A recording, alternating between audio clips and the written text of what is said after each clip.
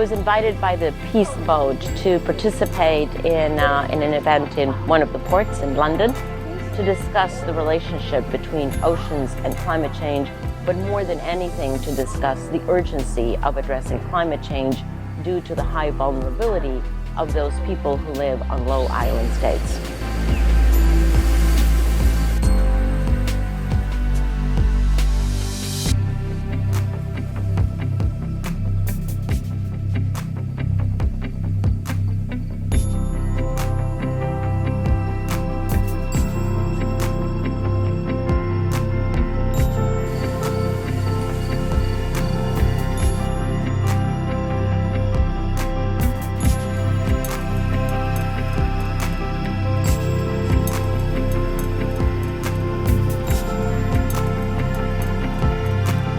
The Peace Boat to me is a perfect platform to really get people to be talking about and acting on ocean conservation.